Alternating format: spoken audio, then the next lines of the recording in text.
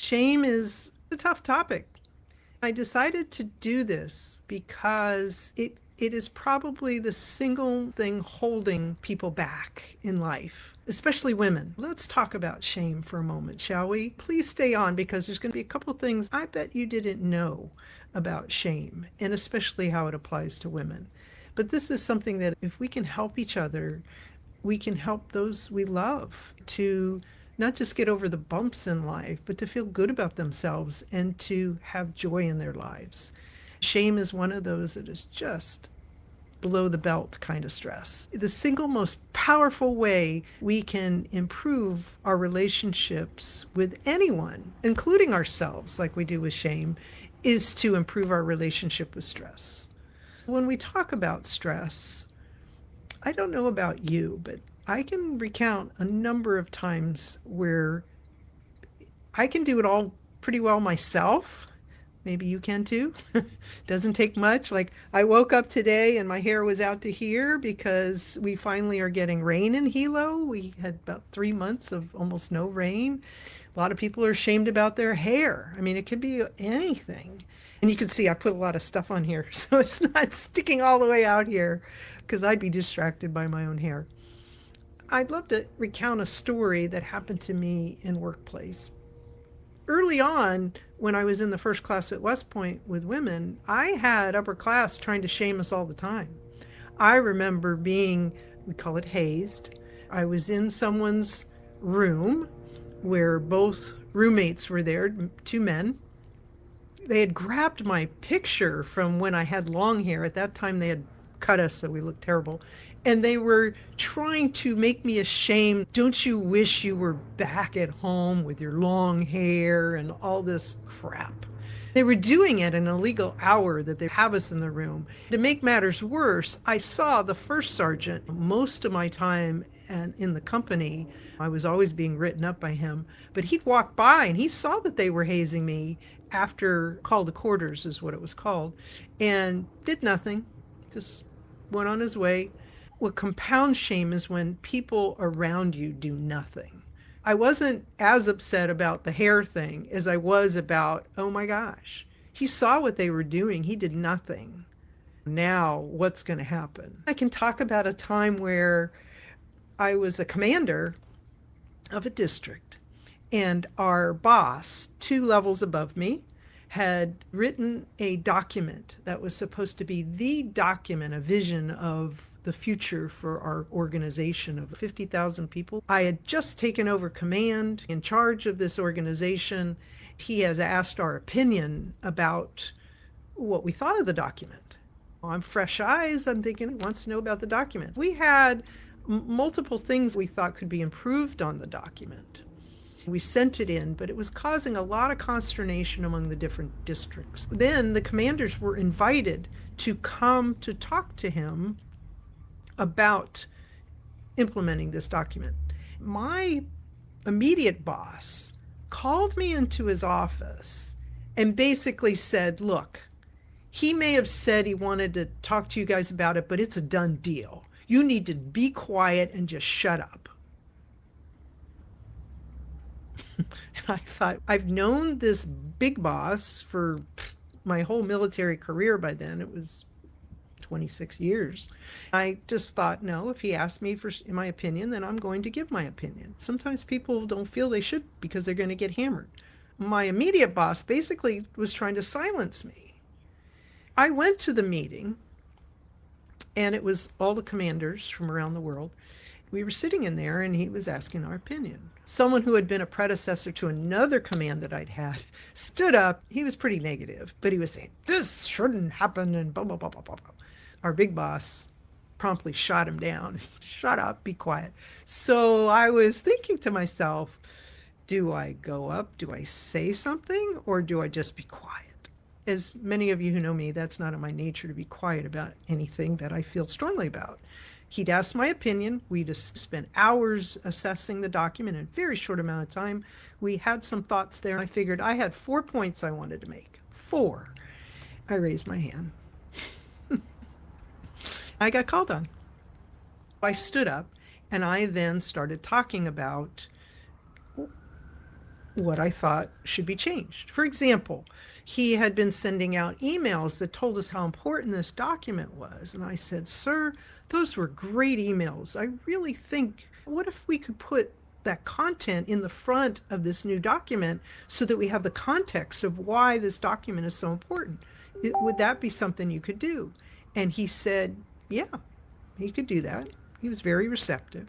So then I had a couple more things that I talked about. I said, you have this great structure of people, process, communication. I didn't see that anywhere in the document. We've used it for years, and I think it's a great structure to talk about issues that we face as an organization.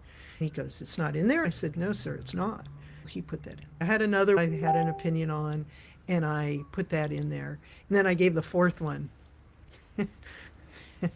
Needless to say, it turned out to be his personal addition to the document. My concern was it wasn't discussed anywhere else in the document. It was a chapter when he read me the Riot Act. I thought I read it somewhere. It sounded good. I put it in the document as a chapter. Okay, sir. So I figured 3 out of 4, I did pretty well. Sat back down. Flash forward, I returned to my organization, and my immediate boss calls me to his office, which is in another state. He wants to know, why was I so disloyal? He says a senior executive called him up and said, what is Lewis talking about? Why is she saying anything about this document? I said, we asked, and this is how it went. He goes, they thought you were being disloyal because you didn't step in line. I also learned something else. My immediate boss was right. The higher headquarters issued that document out to the entire force of our organization in the middle of our meeting. I think you get the picture. I was being shamed by my organization. Why are you speaking up? Because a lot of times that's what people were afraid of. I thought they cared about what was happening. Hey, I still got my later commands. It didn't ruin me. I could say it didn't get me promoted to general officer, maybe. I was a full colonel, and I had a command of an amazing organization with tremendous people. I had a mission that was important in serving the nation. So many good things happened. We shame ourselves, but other people are standing in line to do it. So now let's talk about shame and how it affects women. I didn't know this until I took some coaching from Claire Zamet, who is a women-centered coaching expert. In her research, imagine a situation where something doesn't happen the way you want. I call it unmet expectation. That causes so much stress in people's lives. Something didn't happen the way they wanted. What happens between men and women? It's a generalized concept, but through the research she found, if something like that happens to a man, I'm not sure you're hearing this, but we are having a torrential downpour right in the moment. This hasn't happened for 3 months, and it's right when I'm going live. Okay, I'm good with that. I have a Yeti mic, and I'm hoping you can hear me fine. If you can hear me fine, please let me know. Let me do one thing. Let me just shut the window right next to my ear so I can hear you.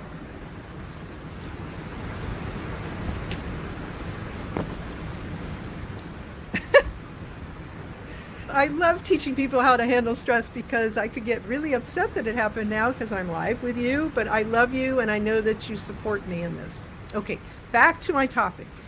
If something doesn't happen as planned, what % of the time men think I'm ashamed that it didn't happen that way? Any guesses? You can write in your comments. It's actually about 15% of the time that men will have a shame-based meaning. This will be important in a moment. For women, what % of the time, if something doesn't go as I planned it, that I'm going to blame myself? In Claire's research, it was 80% of the time. 80% of the time. Isn't that crazy? I noticed it when I was watching Dancing with the Stars. I don't know if you like that show, but not all the women did that way. The ones who fell off, They would cry, and it's all inward focused because we're ashamed we didn't achieve something we thought we ought to. But the guys are actually just saying, what do I need to do differently? What should I do next? Something that's action based, that's behavior based. What do we need to do next? That's something to think about when you're with someone. Understand that they might go to a shame based meaning. That's the time I love to be able to tell people how special they are. This is not a failure on your part. This is something that happened. What do we need to do now? How can I help you get there? What is it that we can do at this moment that will make the biggest difference? And focus there. Now, when we talk about shame, I have to talk about something also. Where does that fall on an emotion that is helpful to us? I'm going to pull it up. Where does that fall on the chart of vibration? I learned from Mary Morrissey that vibration is actually a primary law. Law of attraction is a secondary law. The vibration that we vibrate on has to do with our emotions. It can be everything from love to something else. I talked about love in my first talk, and love is at a scale of 500. That's where you want to start. What we're talking about today is enlightenment and trying to get information. That's at about 700 and higher, which is why those of us who are lifelong learners are just so excited. We vibrate when we're learning something new that we didn't know before that can really help in making better choices in our lives. Where does shame fall on that chart? Can you see on this chart where shame falls? I'm not quite sure, but it is right there. It's right on the bottom. It's a 20. So if love is 500, shame is 20. Now imagine that in your life. If the law of vibration helps bring those things that you want in your life, if we're operating at 500 and above, we're bringing those things into our lives that we want. But if we're down here, look at anger. Anger's 150. It's higher, but that doesn't mean good. You have to be at 500 and above in order to get those things in your life happening. Guilt, apathy. Anyway, you can see those things. You can take a look at the gentleman that invented actual measurements of people. Imagine the double whammy of that. If women go to shame at 80% of the time when things don't go as planned, and shame falls on the bottom rung of vibration to get us more of what we want, no wonder we can't climb out of the hole, right? No wonder it's not going to happen. Some of the things we can do for people is help raise their vibration, and sometimes it's just not saying anything. It's just giving a hug. I can't tell you how important hugs are for me. My husband knows. Sometimes I just walk up, please give me a hug. It's been a really rough day. That helps pull me out of this internal focus. And so the internal focus is something I want to stop. I want you to think about these 3 steps that can help break the cycle of shame, like falling into a pit that you can't get out of. Number 1, think of stop. Once you recognize shame has shown up in the room, you need to stop. Try to restrain yourself from adding to it, okay? Easy to add to it, totally unproductive. You could be 100% correct. That incident could be bad, but if you go to shame, you're now jumping on top of it and making it worse. I want to make things better for myself, for others that I care about in my life, and for the world. Because when it's better for them, it's going to be better for me. Okay, so stop. The second thing is to see exactly what is happening. What is going on that is causing this dynamic? And like I said, the majority of the time it's unmet expectations. It could be as simple as asking a few questions. What did you think was going to happen? What will be the impact of this? What would be the impact of achieving what you wanted? Are there other options to achieving what you want? Maybe this is just a sign that you have a good goal, but your path may not be. Look and see and try to understand what's really happening that's causing this terrible dynamic. what you can do. And sometimes you're not the person to do it. Maybe you need to call in reinforcements and help you not just see it, but do the next step, which is serve. See what's happening and then figure out a way to serve others. When you're serving others, you're helping lift them. You're shining that light. If they have an ember inside of them that has dimmed, you can fan that ember so that it come back to a light inside of them. They can give their gift, which is always beautiful to see. Every one of us has so many gifts that we can offer other people. I see it shrouded in shame. You need someone to break you out of it. Oftentimes, it's very uncomfortable to be in front of people as open as this. Having rain start and all these things that are outside of my control. What I can control are my own emotions and my choices that I make with my stress training called stress intelligence.